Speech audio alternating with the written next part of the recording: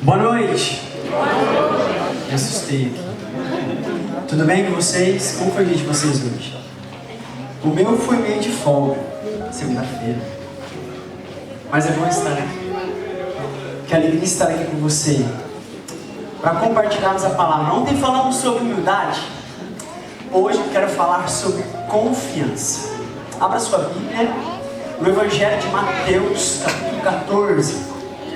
A partir do verso 22. Hoje eu tenho um pouquinho mais de tempo, né? Isso é bom.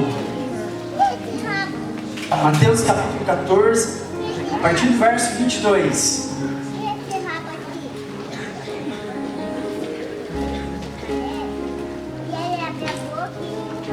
Eu leio assim: logo a seguir, compeliu Jesus os discípulos a embarcar e passar adiante dele para o outro lado, enquanto ele despedia as multidões. E despedidas as multidões, subiu ao monte a fim de orar sozinho. E caindo a tarde, lá estava ele só. Entretanto, o barco já estava longe, a muitos estágios da terra, açoitado pelas ondas, porque o vento era contrário. Na quarta vigília da noite, foi Jesus ter com eles andando por sobre o mar. E os discípulos, ao verem-no andando sobre as águas, ficaram aterrados e exclamaram: é um fantasma. E tomados de medo gritaram. Mas imediatamente lhes disse Jesus: tende bom ânimo, sou eu, não temais. Respondendo-lhe Pedro, disse: se és tu, Senhor, manda-me ter contigo por sobre as águas. E ele disse: vem. E Pedro, descendo do barco, andou por sobre as águas e foi ter com Jesus. Reparando, porém, na força do vento, teve medo. E começando a submergir, gritou: salve-me, Senhor. E prontamente Jesus, estendendo a sua mão, tomou-lhe e disse: homem de pequena fé, por que duvidaste? Subindo ambos para o barco, cessou o vento, e os que estavam no barco o adoraram, dizendo: verdadeiramente és o quê? O Filho de Deus. Olha que história linda. Só que essa história ela tem um contexto, obviamente. O contexto dela são os versos anteriores, do verso 13 até o verso 21, que é o milagre dos pães e peixes. E os 4 evangelhos, Mateus, Marcos, Lucas e João, vai contar esse milagre. E quando Jesus Cristo ele realiza esse milagre, o sol já estava se pondo, já era tarde, as pessoas estavam ali há muitas horas ouvindo as palavras de Jesus, vendo os milagres de Jesus, e obviamente receberam das mãos dos discípulos o pão de Jesus. Aliás, o pão de Jesus havia multiplicado, os peixes também. Mas o Evangelho de João, ele tem um detalhe que o Evangelho de Mateus não fala pra gente. Vá comigo lá em João, agora, capítulo 6. E quando a gente terminar de ler, você volta para Mateus capítulo 14. João capítulo 6 e o verso 15. No final do milagre dos pães e peixes, olha o que diz a Bíblia em João capítulo 6, verso 15, vai dizer assim: sabendo, pois, Jesus que estava para vir com o intuito de arrebatá-lo, para proclamar em rei, retirou-se novamente sozinho para o monte. Agora volta comigo lá, em Mateus capítulo 14. Aí o verso 22 vai dizer assim de Mateus 14: logo a seguir Jesus fez o quê? Compeliu os discípulos a embarcar. Olha para mim, olha que interessante. João capítulo 6 vai dizer que quando Cristo realiza o milagre, as pessoas ficaram maravilhadas com aquilo. E os discípulos e mais algumas pessoas em seu coração queriam proclamar Jesus rei. Porque qual era a visão que as pessoas tinham do ministério de Jesus? Que os discípulos tinham do ministério de Jesus? Que o Messias viria para quê? Para destruir os romanos, libertar a nação de Israel do jugo romano e tornar Israel uma nação livre. Então a visão que eles tinham do ministério de Jesus era simplesmente uma visão de um rei apenas político, que vem destruir Roma para libertar Israel, não um reino espiritual, não um reino divino. E agora, Jesus, lendo o coração daqueles discípulos, ele pensou assim: peraí, se eu não tirar esses rapazes daqui agora, eles vão começar a transmitir uma ideia para as pessoas aqui, equivocada e errada sobre mim. Vocês percebem? Quando nós não estudamos a palavra de Deus corretamente, a gente pode transmitir para as pessoas uma ideia completamente diferente de Jesus, do que não está escrito, do que não está revelado. Então aqueles homens pensavam assim: vamos proclamar Jesus rei. E para que as pessoas não tivessem um entendimento equivocado, diz a Bíblia, lá em Mateus capítulo 14, verso 22, logo a seguir Jesus compeliu. E a expressão original para compelir é insistir, é uma ordem de Jesus. É como se Jesus, na verdade, fizesse assim, ó, segurasse os discípulos pelo braço e os compelisse até o barco.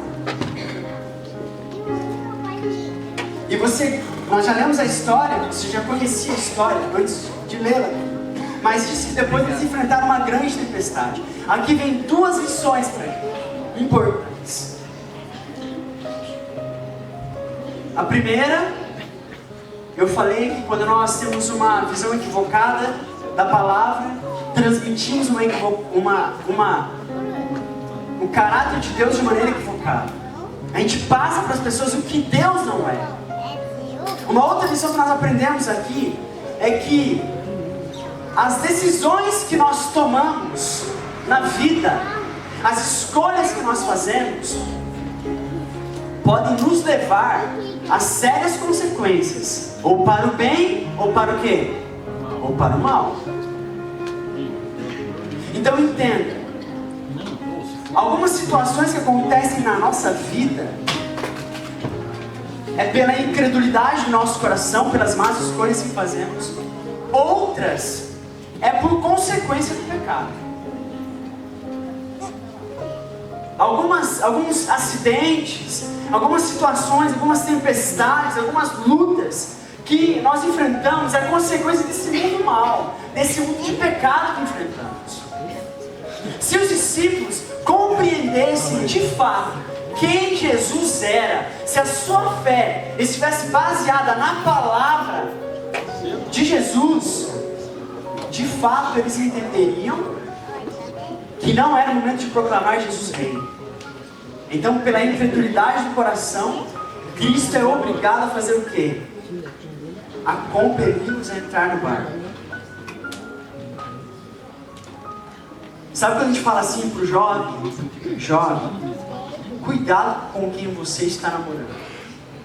Jovem, não namore com alguém que não tem os mesmos princípios que você. Não se case com alguém que não tem os mesmos... Entenda, você terá consequências. Eu me lembro de uma jovem que eu fui pastor. Não posso falar o nome dela aqui, obviamente, por ética. Eu fui pastor dela no distrito anterior ao que eu estou agora. E eu falei assim: fulana, não case. Ah, pastor, mas ele está vindo na igreja. Eu falei: você espera o tempo passar para saber se de fato ele está vindo por você ou por Jesus. E o tempo passou e ele continuou vindo. Vinha de vez em quando. Aí ela chegou para o pastor: eu vou casar. Eu falei: você tem certeza disso? E o que aconteceu? Ela se casou. Agora eu pergunto para você: você acha que ele vai na igreja agora? Não vai. E ela está sofrendo por isso. Quando a gente fala, cuidado com as escolhas. O fato é que os discípulos embarcaram, diz a palavra, enquanto Jesus despedia as multidões. E você vai enxergar na história duas cenas. Porque logo quando Cristo termina de despedir das pessoas, ele vai aonde? Para o monte orar. Então imagina a cena, Cristo orando e os discípulos lá embaixo se lascando. Essa é a palavra. Eles estavam enfrentando uma grande tempestade. E esses homens entendiam, conheciam o mar. Porque parte deles eram o quê? Eram pescadores. Eram homens que conheciam aquele lugar. Mas a grande questão é que aquela tempestade era uma tempestade diferente das outras. Não sei se você lembra nos evangelhos, mas os discípulos enfrentaram uma grande tempestade, certo? Só que Cristo estava onde? Deitado na ponta do barco. Lembra dessa história ou não? E aí, aquela tempestade, sabe, arrebentando o barco, os discípulos gritando, acordaram Jesus: Senhor, não te importa que pereçamos. Aí Jesus se levantou tranquilamente, porque ele estava na providência do seu Pai, e olhou para os discípulos e disse assim: homens de pequena fé, por que vocês estão duvidando? E Cristo acalma o mar, e eles pensavam assim: quem é esse homem? Quem é esse homem que tem poder sobre a natureza, que tem poder sobre a tempestade? Eu quero dizer para você algo muito importante nessa noite. Jesus tem poder sobre as situações difíceis que você está enfrentando hoje. Eu não sei quais são, mas Ele tem poder. Saiba que Ele não está no monte, mas está no seu santuário, e Ele está intercedendo por nós. E eu gosto de imaginar a cena assim: Cristo orando e observando aqueles discípulos lá embaixo. E a palavra diz que, caindo a tarde, estava Cristo orando. Entretanto o barco já estava, diz no verso 24, a muitos estádios da terra, açoitado pelas ondas, porque o vento era contrário. E o verso 25 vai dizer assim: na quarta vigília da noite. Nos tempos romanos, nos tempos de Roma, a vigília ela começava das 18, depois ia até as 21. Essa era a primeira vigília.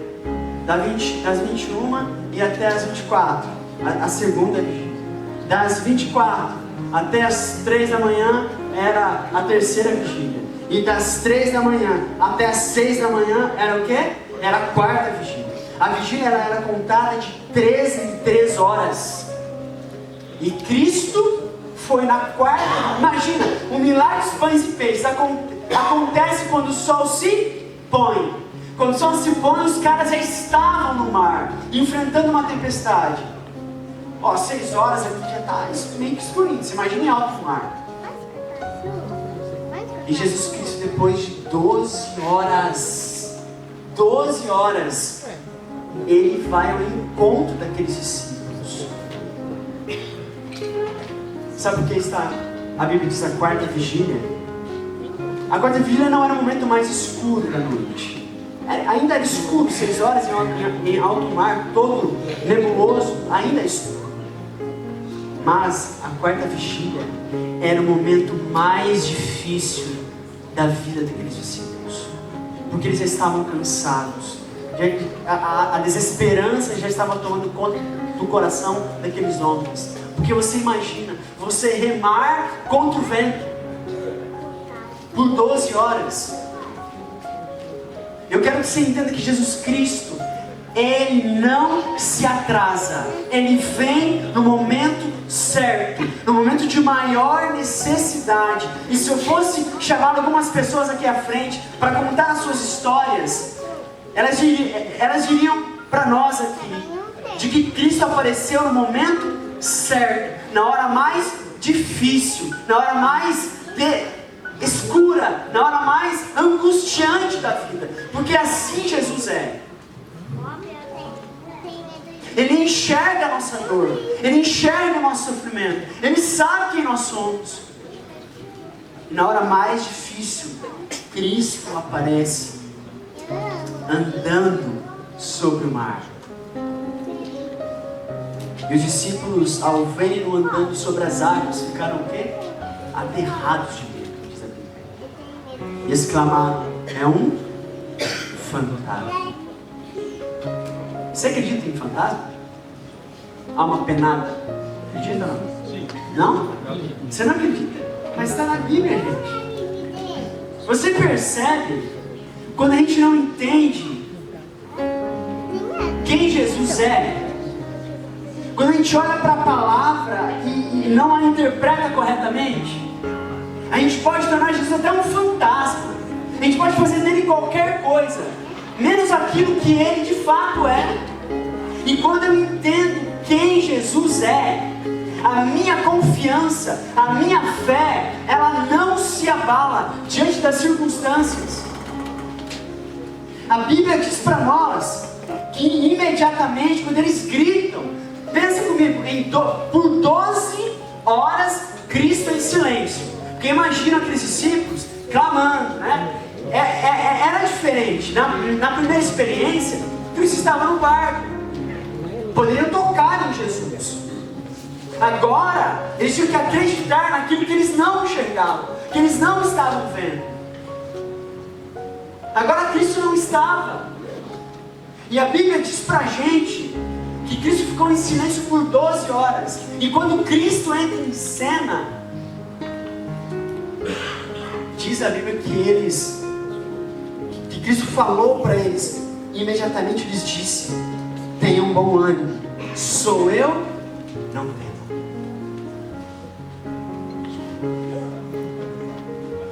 Amigos, a nossa fé não é cega.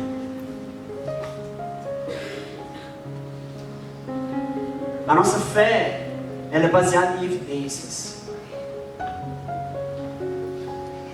Deus já provou para você, biblicamente, cientificamente, historicamente, de que você pode basear a sua fé na palavra. Fé não é sentimento.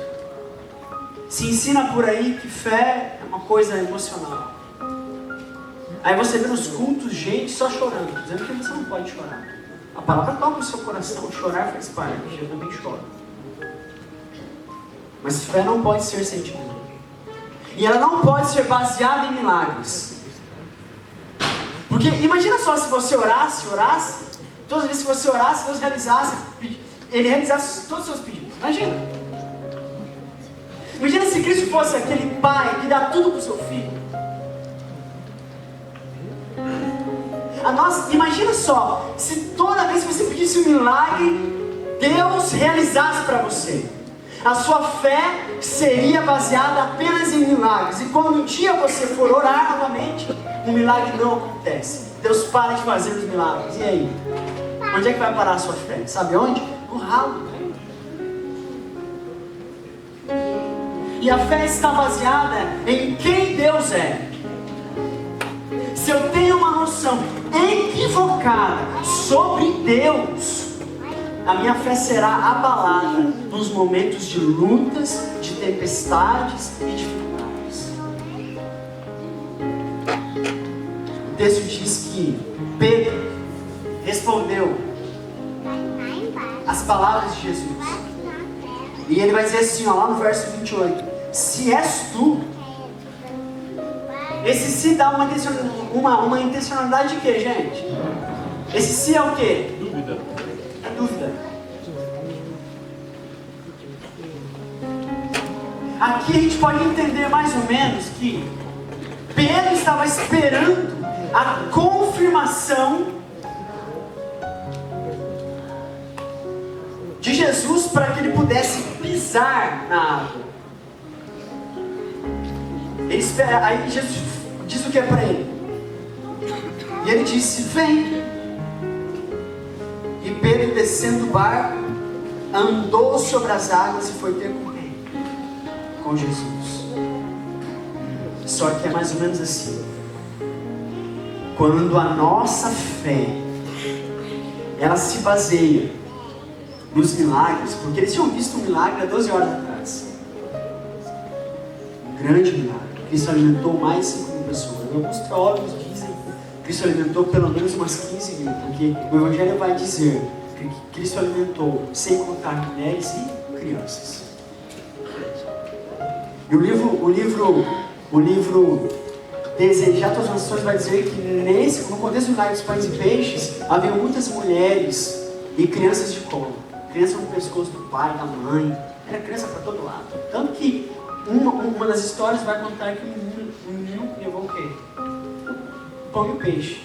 O Lucas vai contar isso pra gente. Então, amigos, a nossa fé não pode ser baseada nas circunstâncias. Porque as circunstâncias são oscilantes. Tem dia que estamos bem, tem dia que a gente não está tão bem. Tem dia que a gente recebe notícias boas e notícias ruins. Imagina se a nossa fé é baseada nas circunstâncias ou nos milagres. A Bíblia diz que Pedro, ele sai do barco. Talvez você pense assim: eu vou sair do barco, porque eu nem nadar eu sei. A minha esposa morreria só de estar no barco, porque ela não sabe nadar, morre meio de água. Talvez você pense: esse Pedro aí é um louco. Mas olha só, Pedro também era um camarada corajoso, sim ou não? Você desceria do barco? Mesmo o barco se despedaçando e você não sabendo nada, você desceria do barco? Se tivesse uma madeira ali boiando, eu me agarraria nela. Eu não teria coragem de descer do barco. Pedro é um tipo corajoso. Talvez a intencionalidade de Pedro seria alguém meio que arrogante, porque você vai ver Pedro um cara impulsivo, meio que líder, né, dos discípulos. Eu imagino que aqui Pedro foi meio que impulsivo, né? Mas ele diz assim: se és tu. Ele queria ouvir a voz de Jesus novamente. E a Bíblia diz que Pedro sai do barco. Ele começa a pisar na água. Eu imagino que era mais ou menos assim. Enquanto Pedro ia ao encontro de Jesus, quanto mais próximo de Jesus, mais nítido e claro o rosto de Jesus ficava para Pedro. Ele conseguia enxergar o rosto de Jesus perfeitamente. Só que a Bíblia diz para a gente o seguinte: que Pedro começou a fazer o quê? A reparar. A reparar na força das águas. A reparar no vento. Sabe por que nós desconfiamos de Deus? Porque o trabalho de Satanás é colocar dentro do seu coração e da sua mente de que Deus não ama você. Mesmo nos momentos mais difíceis da sua vida, de que Deus não ama você. E quando a gente começa a desconfiar, a gente entende assim: não, Deus, será que Ele me ama? A gente passa a desconfiar dele. E Pedro, ele começou a olhar para os problemas. Porque não é assim que acontece com a gente muitas vezes. Vem uma avalanche de tempestade, de problemas na nossa vida.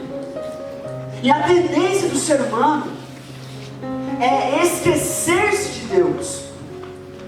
E começar a focar a sua mente, seu coração, nos problemas, nas lutas, nas dificuldades. É na dívida que tem que pagar, é na prova que tem que fazer, é o TCC que tem que entregar.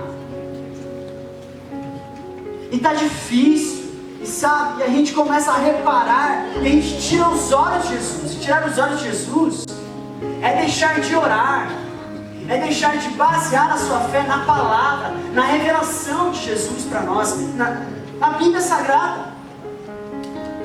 Pedro começa a reparar, ele tira os olhos de Jesus. E a Bíblia diz que quando ele tira os olhos de Jesus, a Bíblia diz que lentamente, aliás, ele começa o quê? A submergir. E é assim que acontece com a gente, Deus. Quando a gente está aterrado de problemas e lutas, e tiramos os olhos de Cristo, o autor e consumador da nossa fé, os problemas começam a engolir a gente. E a gente passa a se afogar com os nossos problemas. A gente deixa de encontrar as soluções. A gente deixa de... A gente fica confuso. E no meio dos problemas a gente não consegue tomar as melhores decisões, fazer as melhores escolhas. Porque a gente não entende que Deus, Ele quer o melhor para nós. E eu quero voltar nesse assunto. Quando a gente fala para um jovem, para uma jovem, cuidado com quem você se relaciona, é porque Deus quer o melhor para você. O nosso problema é que nós queremos tudo para ontem. A gente não tem a paciência de esperar. A gente confia na nossa percepção, na nossa razão. A Bíblia diz que enganoso é o coração do homem, desesperadamente corrupto, quem conhecerá? Eu não posso confiar em mim mesmo. Pedro começa a reparar nos problemas e ele tira os olhos de Cristo. E quando a gente tira os olhos de Cristo, a gente passa a afundar. E agora, Pedro faz uma curta oração. E talvez seja essa oração que você veio buscar, fazer nessa noite para Jesus. Salva-me, Senhor. Você se sente um perdido? Olha para a sua vida. Você se sente um perdido? Se você fizer a oração curta, salva-me, Senhor. Essa é uma oração que o Senhor atende prontamente a essa. Se tem uma coisa que Jesus quer fazer por você, é salvar você. O que Ele quer fazer é ajudar você nos seus problemas, nas suas lutas, nas suas dificuldades. Entenda que Ele ama você. Não permita aquela voz demoníaca falar a sua mente, ao seu coração, de que Deus não te ama. Porque a partir do momento que você entender que Deus não ama você, você vai passar a desconfiar dEle. Só que a Bíblia diz que quando Pedro faz a oração, salva-me, Senhor, a Bíblia diz que prontamente Jesus estende o quê? A sua mão. Tira Pedro das águas, traz Pedro ao seu peito. E nesse momento a tempestade ainda estava quebrando o barco. O vento estava muito forte. E então, quando Jesus pega Pedro, ele leva Pedro para onde? Diz a Bíblia, para o barco.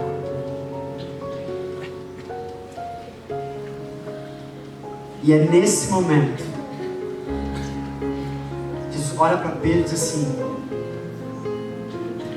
e para aqueles homens, aliás, para Pedro, homem de pequena fé, por que você viu?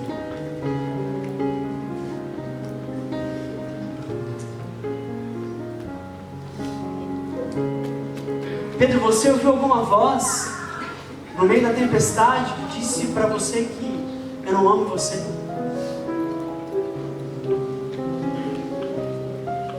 Pedro, por que você duvidou do meu amor por você? Pedro, a sua fé não é suficiente. Pedro, você viu um milagre acontecendo. A sua fé não pode ser apenas baseada em milagres. A sua fé não pode ser baseada nos sentimentos. Ela tem que ser baseada e fundamentada na palavra. Por isso que sábado, quando eu preguei nessa igreja, eu falei para a igreja, precisamos voltar os nossos olhos para a palavra. Tem um monte de filosofias e tradições humanas E o que eu vou falar para você aqui não é puxar sardinha pro meu lado, não. Nem pro lado do pastor Igor. Igor não, Diogo. Igor é um amigo nosso. Mas essa igreja aqui, sabe o que ela ensina? Apenas a palavra. Apenas a Bíblia, desde o de Gênesis até o livro do Apocalipse.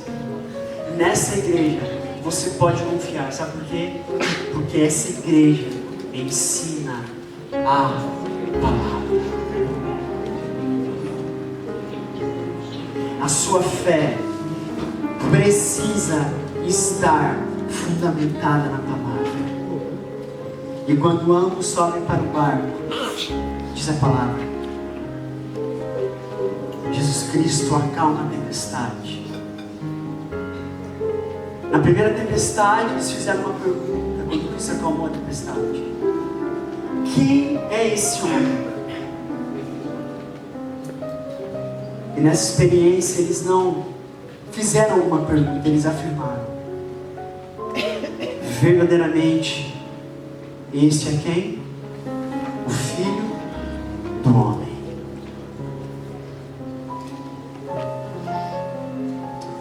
Você percebe que as diversas experiências da nossa vida com Jesus vai mostrando uma revelação progressiva de quem Ele é para nós. Algumas situações que nós enfrentamos é Deus querendo revelar o seu caráter para você.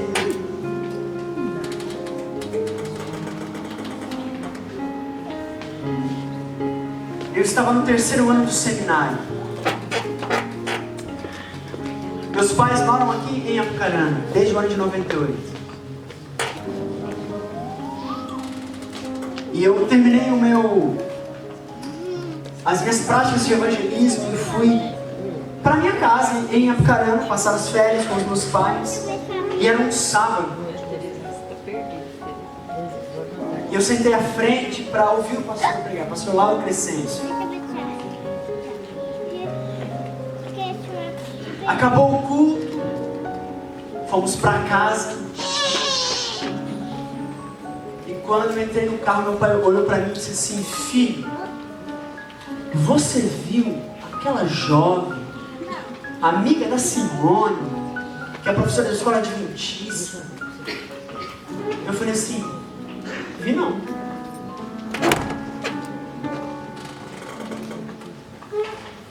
Por que você não vai ver quem ela é?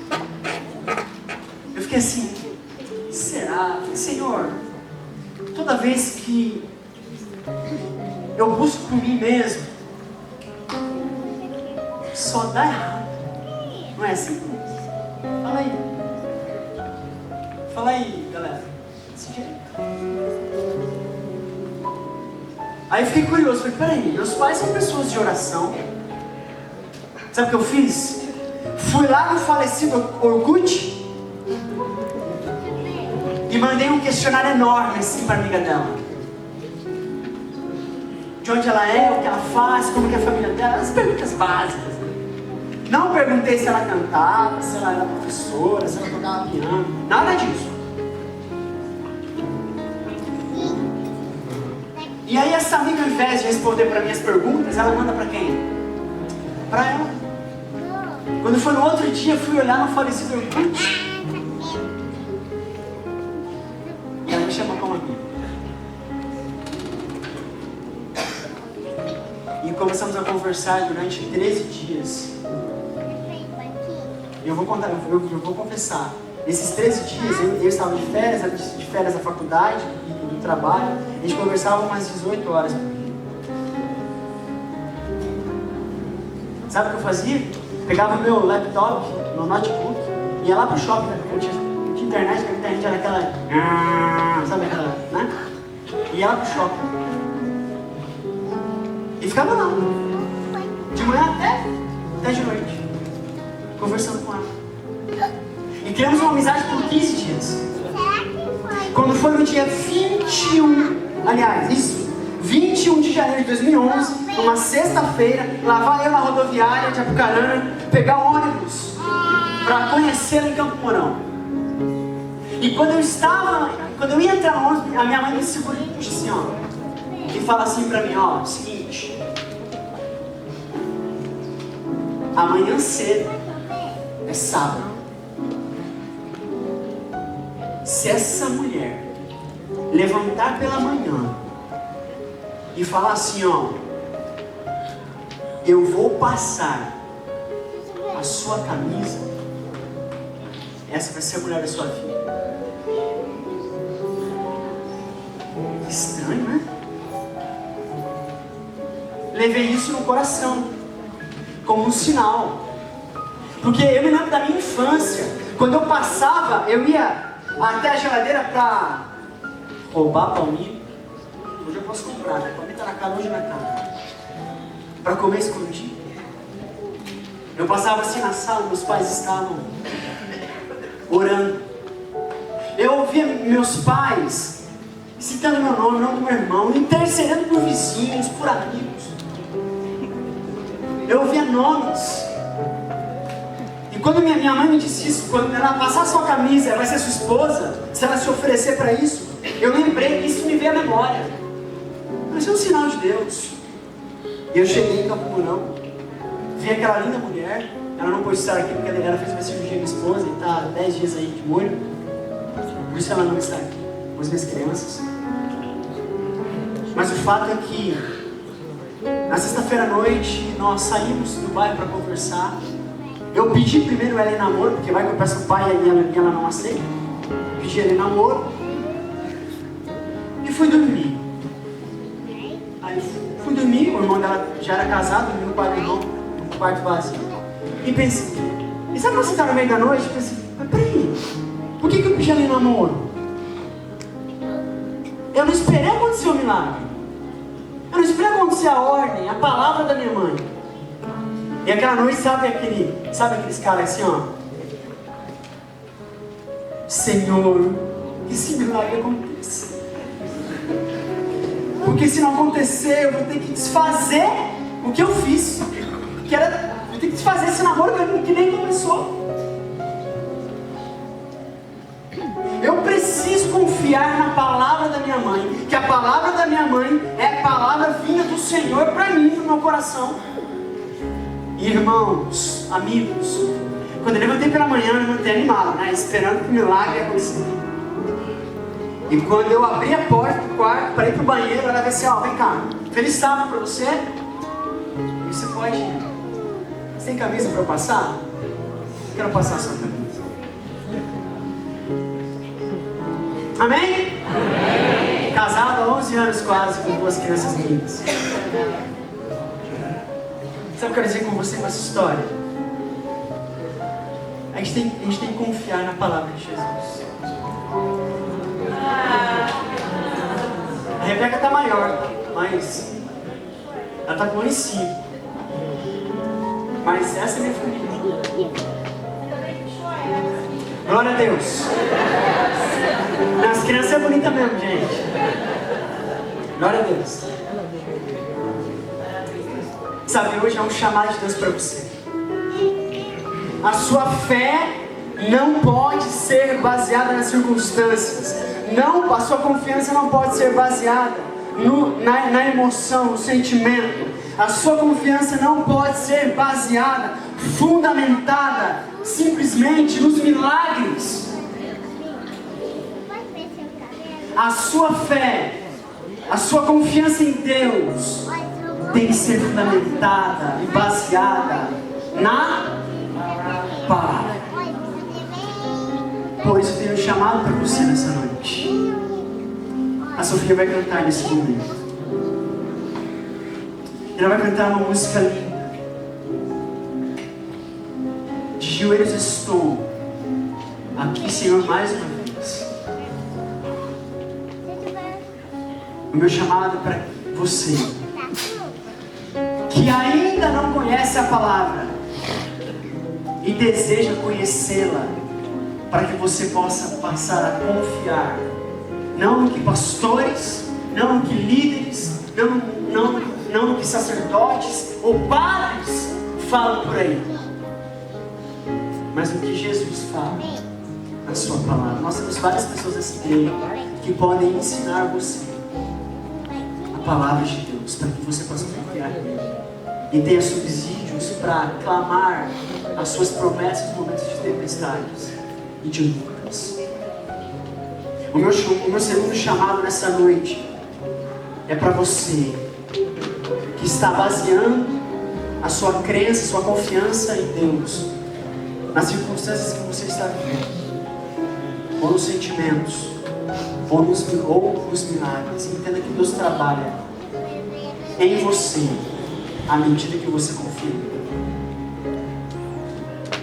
Enquanto a Sofia canta, meu convite é para que você venha aqui à frente mais uma noite, porque eu quero orar por você, por aqueles que querem conhecer a palavra, estudá-la, e por aqueles que desejam basear a sua fé, a sua confiança única e exclusivamente na ordem de Jesus, a palavra.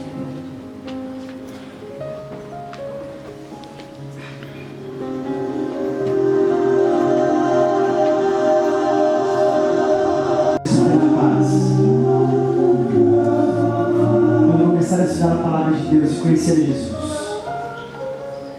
Só Cristo pode trazer paz ao nosso coração. Feche seus olhos. Vamos falar de Deus.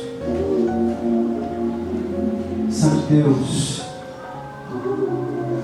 quantas tempestades enfrentamos, quantas lutas, quantos milagres precisamos, mas Senhor, o maior milagre é a salvação em Cristo. Na verdade, quando Cristo aparece aqueles discípulos dizendo: filhos, tenham bom ânimo, sou eu. É porque Jesus, antes de acalmar a tempestade, Ele queria acalmar o coração daqueles discípulos. Sou eu, não tenham medo, confiem em mim.